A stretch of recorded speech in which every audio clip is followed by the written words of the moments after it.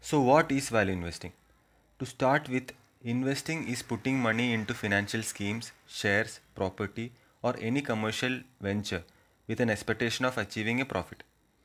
Reality can be you make a profit or even a loss. Wherein value investing is a unique technique or investing methodology by which you find a undervalued business which is available below its actual potential or worth, or otherwise called its intrinsic value, and investing in it for creating wealth on a longer term. I will explain in depth about the intrinsic value in upcoming sessions so that you understand the concept thoroughly. Again, you must be wondering, I am mentioning often in my lecture that one should buy stocks, you will gain wealth over a longer term. Yes, that is right.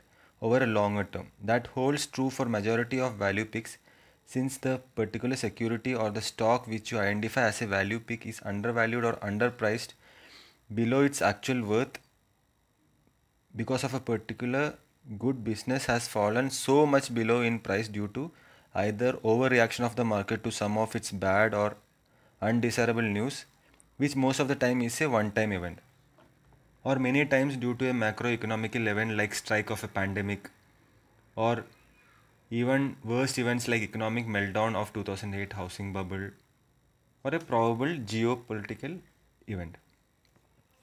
So once we pick the stock, you should give ample time for the security to mature its potential to its actual value. Value investing was first introduced by Benjamin Graham, also called the father of value investing, in early 1928.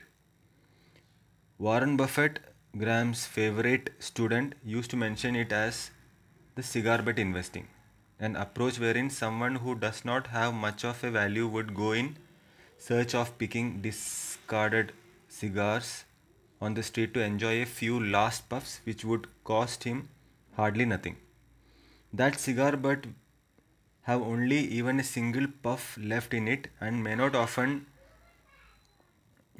much of a smoke, but the bargain purchase will make that puff full of profit. Such bargain of course are hard to find today but still available if you use your intelligence in the right way. Such bargains, once found, will be priced in by the market, leaving it no more undervalued as it catches up with its actual worth or intrinsic value. As Buffett often mentioned, price is what you pay and value is what you get. What I would be sharing in the sessions will be an unbiased perspective of the value investing philosophy suitable for the current market scenario, wherein only if you act smart and intelligent with a systematic approach of value investing, you can pick the right security which will compound your wealth over longer term. There are various books on value investing, but I won't refer it to you here since I presume that you are here to learn from me the entire content of those books and experiences from my podcast, which I think I will try to cover as much as over this value series, making your efforts the least.